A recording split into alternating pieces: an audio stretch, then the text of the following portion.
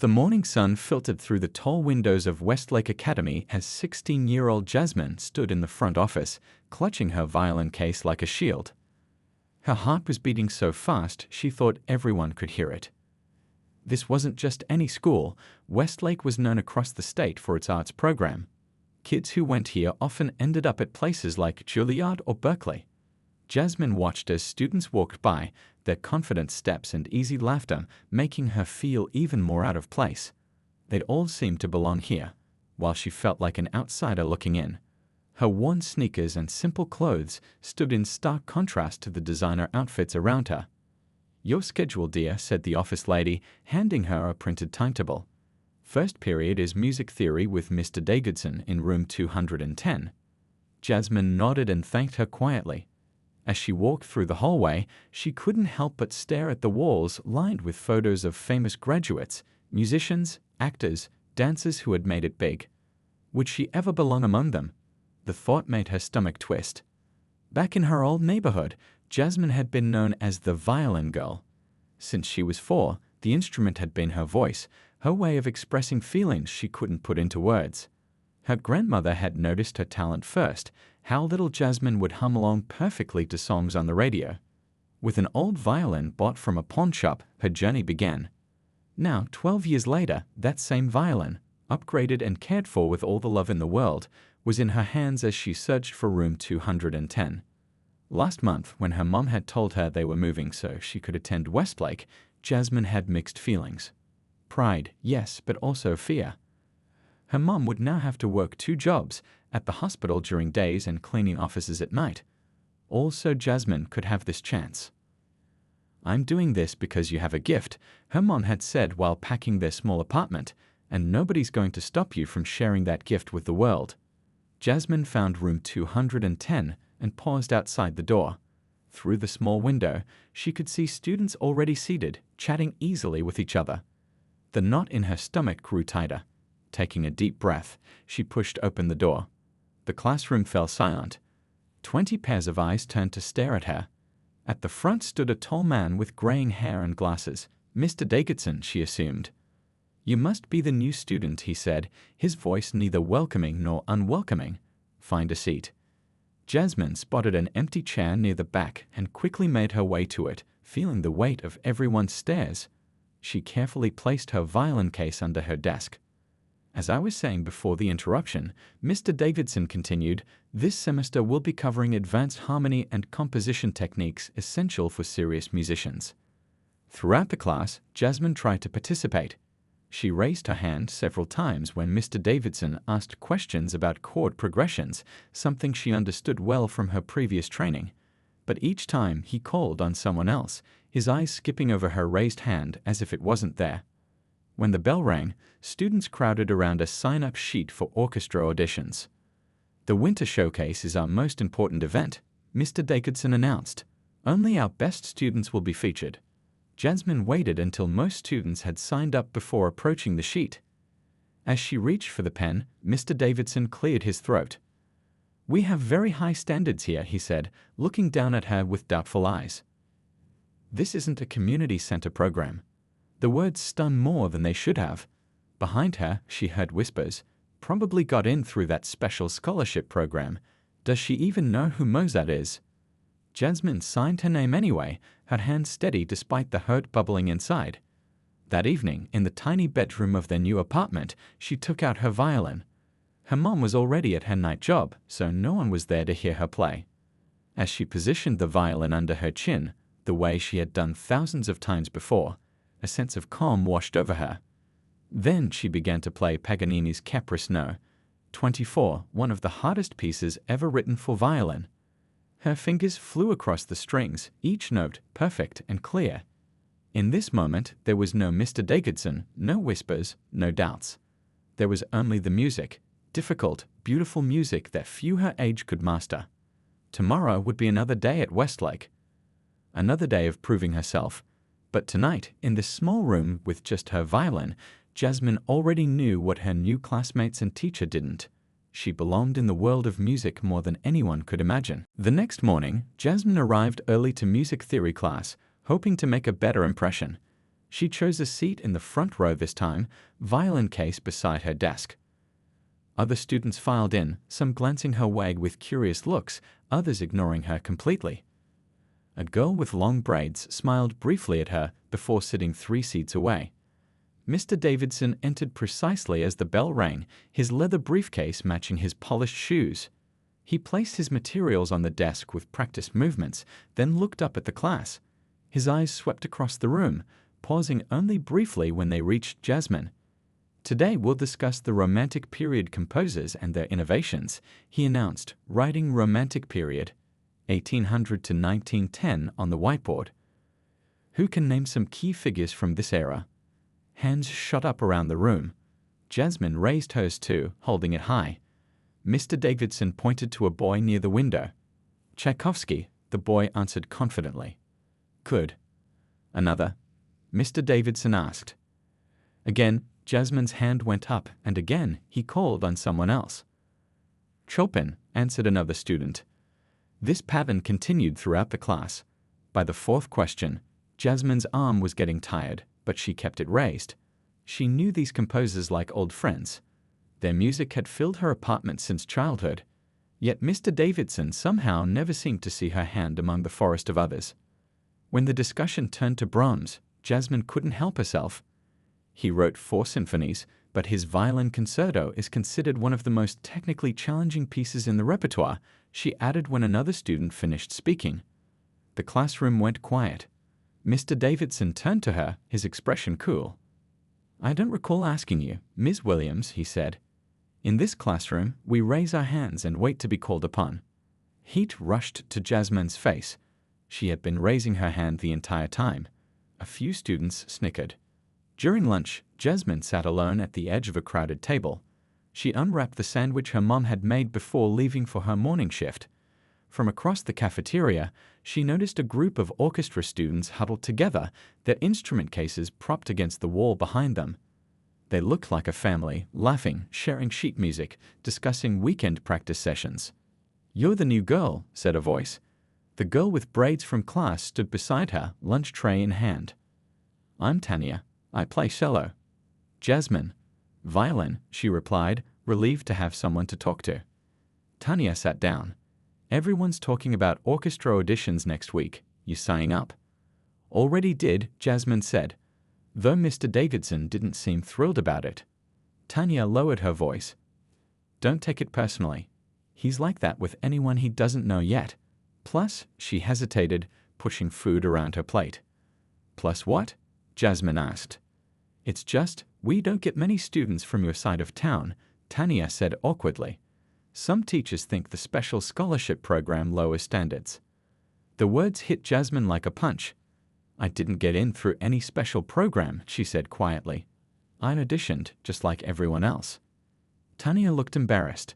"Sorry, I shouldn't have said anything."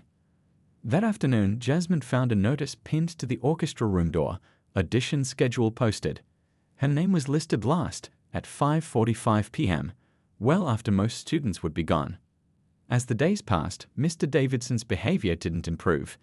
During discussions about orchestration, he asked everyone to share their favorite classical recordings, everyone except Jasmine. When she mentioned her admiration for Chevalier de St. George during a discussion about overlooked composers, Mr. Davidson quickly changed the subject. "Who's that?" a boy whispered from behind her. "An amazing black composer and violinist from the 1700s, Jasmine whispered back. "They called him the Black Mozart." "Ms. Williams, since you're so eager to chat, perhaps you'd prefer to continue your conversation in the hallway." Mr. Davidson interrupted. That night, Jasmine practiced harder than ever before, her fingers flying through scales and arpeggios until they ached. She played through her audition piece, Mozart's Violin Concerto No. 3, until her mother returned home at midnight. "Still up?" her mom asked, exhaustion lining her face. "I need to be perfect for this audition," Jasmine said.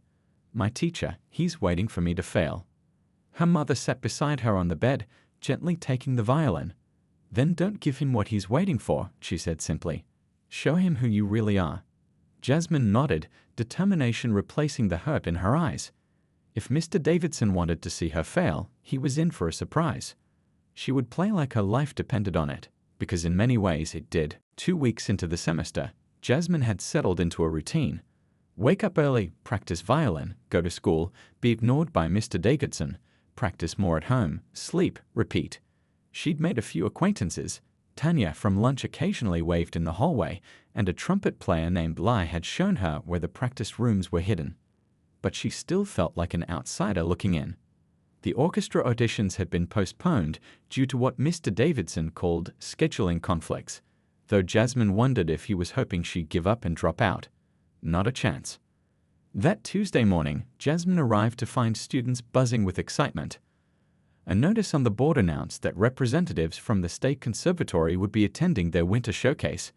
For many students, this was a shot at scholarships and opportunities that could shape their futures. Quiet down, Mr. Davidson called out as he entered the classroom. Today we're discussing influential composers who shaped modern classical music. Jasmine sat up straighter. This was something she knew well.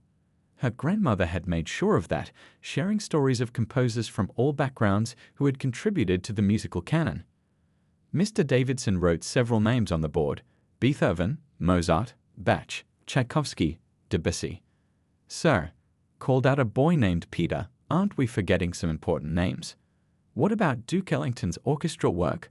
Or Florence Price?" Mr. Davidson gave a tight smile. "We're focusing on traditional classical composers today, not jazz musicians or others." Jasmine felt her chest tighten. She knew what others meant. She raised her hand and, surprisingly, Mr. Davidson called on her. Maybe things were changing. "I think Chevalier de St. George deserves mention," she said clearly. "He was composing symphonies and concertos in Paris before Mozart even arrived there. His violin concertos influenced many composers who came after him." The classroom fell silent. Some students looked confused, others interested. Mr. Davidson's face hardened. "Ms. Williams, while I appreciate your alternative knowledge, we're discussing the established classical canon. Not every musician with a passing historical footnote." "But he wasn't a footnote," Jasmine persisted, her voice stronger than she expected. "He conducted one of Europe's best orchestras and premiered Haydn's Paris symphonies. His work is still performed today." Mr. Davidson's eyes narrowed. "That's enough. We need to move on." The rest of the class passed in tense silence. As they gathered their things to leave, Mr. Davidson announced the revised audition schedule for the winter showcase. "Auditions will take place this Friday. Please prepare your selected pieces carefully." Then his gaze fell on Jasmine. A strange smile spread across his face. "Actually, since Ms. Williams seems so eager to share her musical knowledge with us, perhaps she'd like to give us a demonstration right now." The room went still. Every eye turned to Jasmine. "Your violin is right there, isn't it?" Mr. Davidson continued, pointing to her case. "Pick it up and show us what you can do." It wasn't an invitation. It was a challenge, a public attempt to put her in her place. The other students shifted uncomfortably, knowing what was happening but unsure how to respond. Jasmine felt her heart hammering. This wasn't fair. Most students had weeks to prepare for performances, to choose pieces that showcased their abilities, to practice in front of mirrors to calm their nerves. Mr. Davidson was deliberately setting her up to fail. "I don't think that's necessary," she said quietly.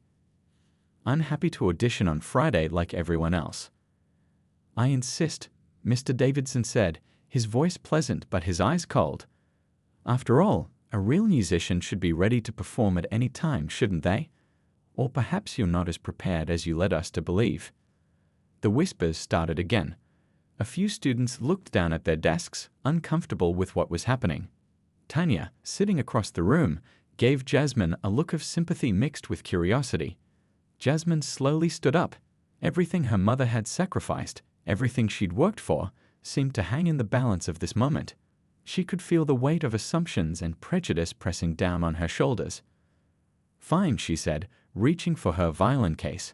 Her hands weren't shaking anymore. Instead, a strange calm had settled over her. "What would you like me to play?" Mr. Davidson crossed his arms, that smug smile still on his face. "Surprise us. Show us what you're truly capable of." As Jasmine opened her case and lifted her violin, she made a decision. She wouldn't play something simple and safe. She wouldn't give Mr. Davidson what he expected, mediocrity he could dismiss. No, she would show him exactly who she was, and it would change everything. The classroom seemed to shrink as Jasmine stood, violin in hand. She could feel 20 pairs of eyes watching her, waiting. Some students looked embarrassed for her, others curious, a few even excited to see her fail. Mr. Davidson leaned against his desk, arms crossed, that smug look still on his face. Jasmine took a deep breath and lifted her violin to her shoulder. The familiar weight of it against her collarbone steadied her nerves. This instrument had been her voice when words failed her, her comfort during lonely nights, her connection to a history and tradition that Mr. Davidson seemed determined to deny her.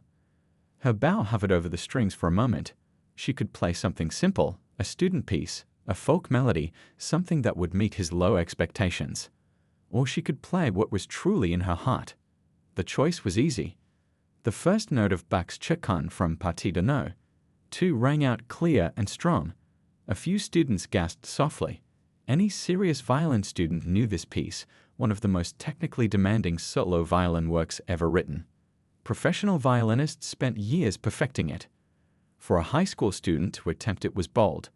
To play it well was nearly impossible. Jasmine's fingers found the notes as if they had minds of their own. Years of practice, of repetition until her fingertips bled, of falling asleep with the music still running through her mind. It all came together in this moment. The slow, powerful opening theme filled the classroom. Mr. Davidson's smirk faltered. He clearly hadn't expected this choice. As Jasmine played, the world around her faded.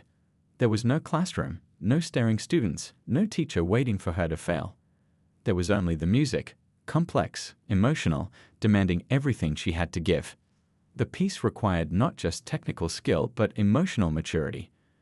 Bach had written it after coming home to find his wife had died while he was away. It contained all his grief, his questions, his struggle to make sense of loss. Jasmine poured her own struggles into every note, the feeling of not belonging, of being judged before being heard, of having to prove herself again and again. Her bow danced across the strings, creating multiple voices from a single instrument. The melody soared and dipped, telling its story without words. Students who had been shuffling papers or checking phones were now completely still, caught in the spell of the music. Lai, the trumpet player, had his mouth slightly open in disbelief. Tanya was leaning forward in her seat, eyes wide. Even Peter, who usually looked bored in class, was watching with complete attention. As she reached the middle section, the part where Bach shifts to a major key, bringing light into darkness, she noticed a change in the room. The air felt different. The students weren't just listening. They were feeling every note alongside her. This wasn't just a demonstration anymore. It was a performance, a statement. Mr. Davidson's face had transformed. The smugness was gone, replaced by something complex, surprise, disbelief, and something that looked almost like shame. He gripped the edge of his desk, his knuckles white. Jasmine's fingers flew through the final variations, her bow skating across the strings with precision and power. The final chords resonated through the room, deep, resolute, unanswerable. Then silence. For 3 heartbeats, no one moved. No one even seemed to breathe. Then Lai started clapping. Tanya joined in. Soon the entire class erupted in applause. A few students even stood up, their faces showing genuine awe. That was Bach's Chaconne, Mr. Davidson said quietly, almost to himself. His voice sounded different, the condescension gone, replaced by something like respect. Yes, sir, Jasmine replied, lowering her violin. Her hands were steady, her eyes clear. I've been working on it for 2 years. 2 years, he repeated, looking at her as if seeing her for the first time. Most professionals spend a decade mastering that piece. Jasmine didn't respond. She didn't need to. The music had spoken for her. Where did you study before coming here? He asked, genuine curiosity replacing his earlier dismissal.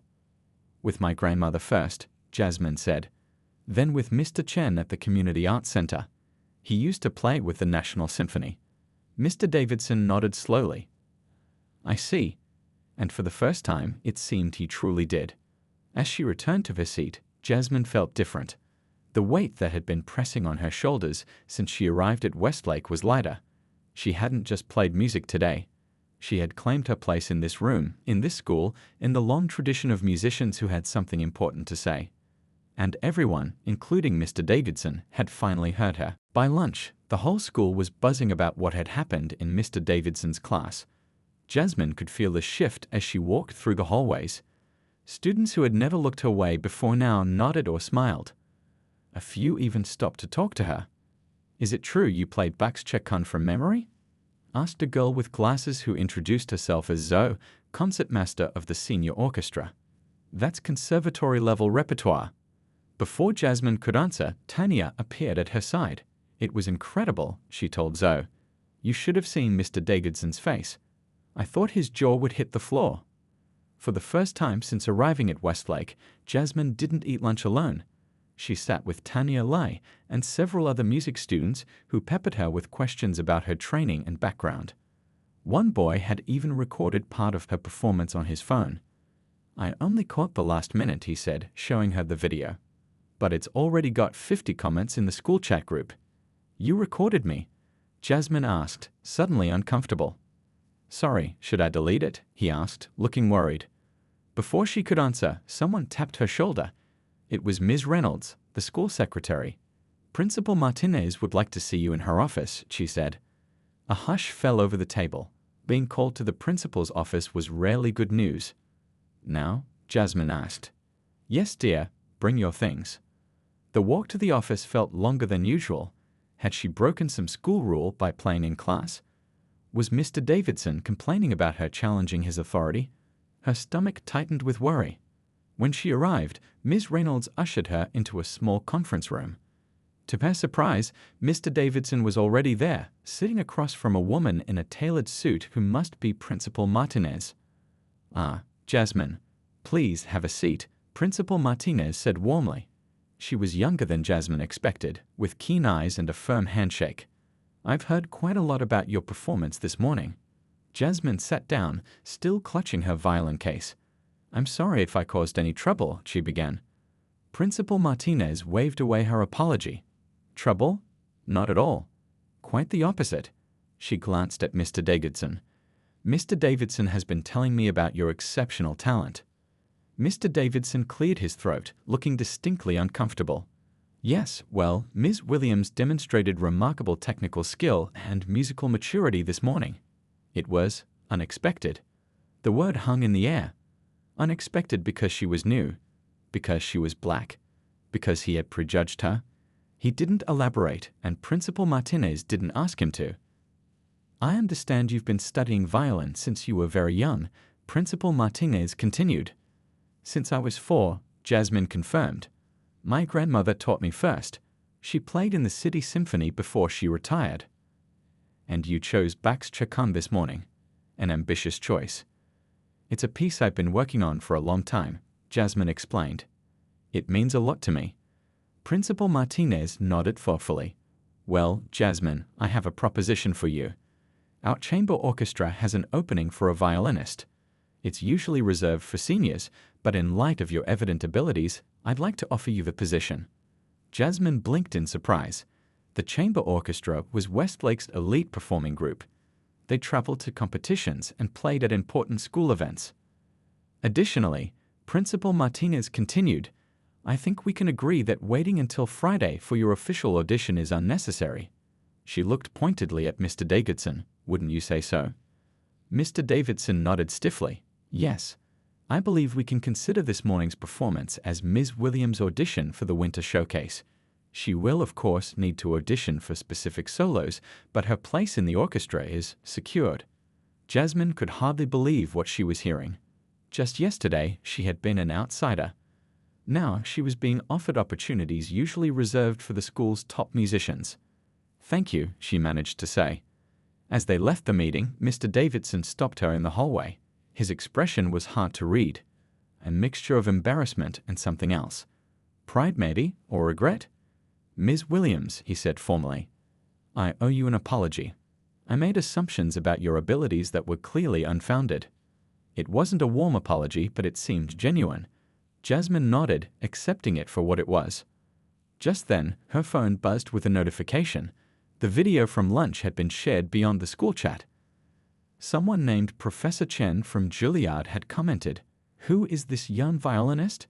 Remarkable interpretation of Bach. I'd like to speak with her." Jasmine stared at her phone in disbelief. In a single day, everything had changed, all because she had finally been heard. Professor Eleanor Chen adjusted her glasses as she watched the video for the third time. The quality wasn't great, just a shaky cell phone recording, but there was no mistaking the talent of the young violinist. The way she handled Bach's complex chord progressions, the emotional depth she brought to each phrase, it was remarkable for a musician of any age, let alone a high school student. "You must meet her," said Professor Chen's colleague, who had first shared the video. "She's right here in the city."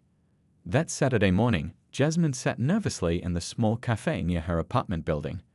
Her mother had nearly dropped the phone when Professor Chen had called their home.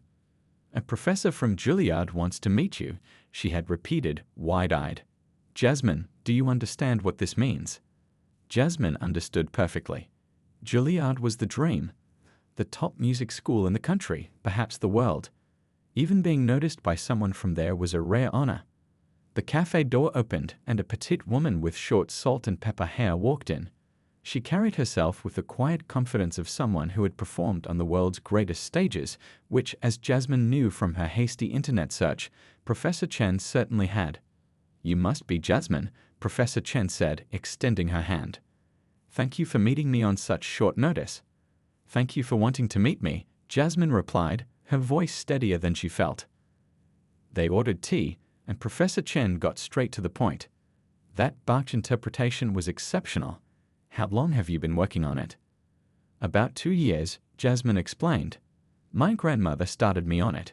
She always said I should reach for pieces that seemed impossible." Professor Chen smiled.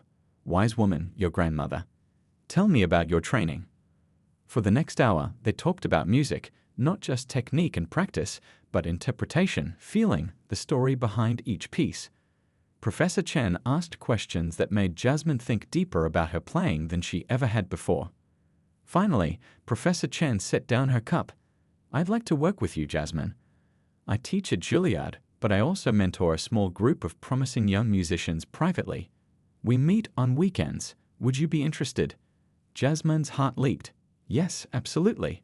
But she hesitated, thinking about costs. "I'm not sure if we can afford." "Let's not worry about that yet," Professor Chen interrupted gently. "There are scholarships, funding options. The important thing is developing your gift." That evening, Jasmine's mother cried when she heard the news.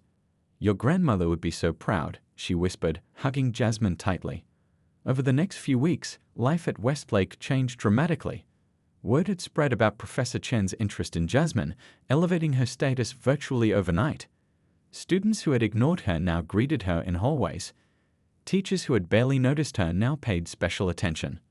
Most dramatic was the change in Mr. Davidson, where once he had been dismissive, he was now overly attentive, often singling her out for praise in class. It was almost as uncomfortable as being ignored had been, like he was overcompensating for his earlier behavior. "Jasmine, would you explain to the class how you approach the emotional interpretation of a piece?" he asked one day, his voice overly enthusiastic. "I just try to understand what the composer might have been feeling," she answered awkwardly, aware of everyone watching her. For all his newfound attention, Jasmine noticed Mr. Davidson never mentioned their first encounters or his initial assumptions about her. The apology in the hallway had been the beginning and end of any acknowledgement of his behavior. Meanwhile, Jasmine's weekends were now filled with intensive sessions at Professor Chen's home studio. The work was challenging, far more demanding than anything at school. Professor Chen pushed her technically and emotionally, finding flaws in passages Jasmine had thought perfect, challenging her to dig deeper into each piece. "Music isn't just about playing the right notes," Professor Chen often said. "It's about saying something true." As the winter showcase approached, Mr. Davidson announced the featured soloists, and our final soloist, performing Sibelius' Violin Concerto, will be Jasmine Williams. The class erupted in applause. It was the showcase centerpiece, the most prestigious spot, usually reserved for a graduating senior. Jasmine's heart raced.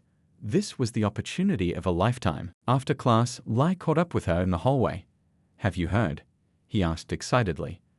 There'll be people from all the major conservatories at the showcase. Eastman, Curtis, New England Conservatory. Jasmine nodded, a mixture of excitement and terror washing over her. 3 months ago, she had been a new student just trying to fit in. Now she would be performing one of the most challenging violin concertos ever written, with representatives from the country's top music schools in the audience. And it had all started with one teacher's attempt to humiliate her, a moment that had backfired in ways no one could have predicted. The grand hall of Carnegie Hall buzzed with anticipation. Backstage, Jasmine peeked through the curtain at the gathering audience, hundreds of people in elegant clothes, filling row after row of plush red seats. Just 8 months ago, she had been the new girl at Westlake, invisible and overlooked. Now she stood backstage at one of the world's most famous concert halls as the youngest finalist in the International Young Virtuosos competition. Her mother squeezed her hand. "Your grandmother's violin is ready," she said, handing Jasmine the instrument case. Inside lay the violin that had started it all, the one her grandmother had played in the City Symphony, the one that had been Jasmine's voice when words failed her. "I wish she could be here," Jasmine whispered, running her fingers along the polished wood. "She is," her mother said simply. "Every time you play, she's listening." The competition had been grueling, 3 rounds over 5 days, each more demanding than the last. Now only 6 finalists remained, and Jasmine was by far the youngest. Most were college students from renowned conservatories around the world. When the announcement had come that she'd made the final round, Professor Chen had hugged her tight. "You've earned this," she had said firmly. "Now go show them who you are." As Jasmine prepared in the small warm-up room, there was a gentle knock on the door. When she opened it, she was stunned to see Mr. Davidson standing there, looking uncomfortable in a formal suit. "Ms. Williams," he said, his voice different from the condescending tone she remembered from her first days at Westlake. "I hope I'm not intruding." "Mr. Davidson," she replied, surprised. "What are you doing here?" He shifted awkwardly. "I asked Professor Chen if I might attend. I needed to be here for this." He paused, seeming to search for the right words. "The school is very proud of you. All your classmates are watching the live stream together in the auditorium." Jasmine nodded, not sure what to say. The memory of that day in class, when he had tried to embarrass her and instead changed the course of her life, still felt fresh. "I should let you prepare," he said, turning to leave. Then he stopped. "Jasmine, what I did that day in class, it was unforgivable. I looked at you and made assumptions based on prejudices I didn't even realize I carried." His voice grew quieter. "I've spent these months reflecting on that, on how many other students I might have misjudged over the years." Jasmine watched him, seeing for the first time not the intimidating teacher who had dismissed her, but an aging man confronting his own failures. "We all make mistakes," she said finally. "What matters is what we do afterward." He nodded, a small smile breaking through his serious expression. "Break a leg out there. Not that you need luck." 20 minutes later, Jasmine walked onto the Carnegie Hall stage. The lights were blinding, the audience a sea of faces. She positioned her violin under her chin, took a deep breath, and began to play. This time, she had chosen Mendelssohn's Violin Concerto, a piece that moved from stormy emotions to soaring joy. As her bow danced across the strings, she poured everything into the music, the pain of those early days at Westlake, the triumph of that first performance in Mr. Davidson's class, the hours of practice with Professor Chen, her grandmother's belief in her, her mother's sacrifices. The music swelled and dipped, telling her story better than words ever could. In the front row, Professor Chen watched with pride shining in her eyes. And somewhere in the middle of the audience sat Mr. Davidson, witnessing the full flowering of the talent he had once tried to diminish. When the final notes faded, there was a moment of perfect silence. Then the audience erupted in thunderous applause. People rose to their feet, cheering and clapping. Jasmine stood in the center of it all, her grandmother's violin in her hands, tears of joy streaming down her face. Later that evening, after she had been awarded first place, after the photos and congratulations and scholarship offers, Jasmine found Mr. Davidson waiting near the stage door. "That was extraordinary," he said, genuine emotion in his voice. "Thank you," she replied simply. "I failed you as a teacher," he said quietly, "but you've taught me an invaluable lesson." Jasmine nodded, accepting his words for what they were, not just an apology, but a recognition of growth, of change. As she walked away with her mother and Professor Chen, trophy in hand and scholarship offers to consider, Jasmine thought about the journey that had brought her here. How one moment of cruelty had led to unexpected opportunities. How music had been her salvation and her voice. How she had proven herself not out of spite or anger, but out of love for the music that had always been her truest language. Sometimes, she thought, the most beautiful symphonies begin with a single discordant note.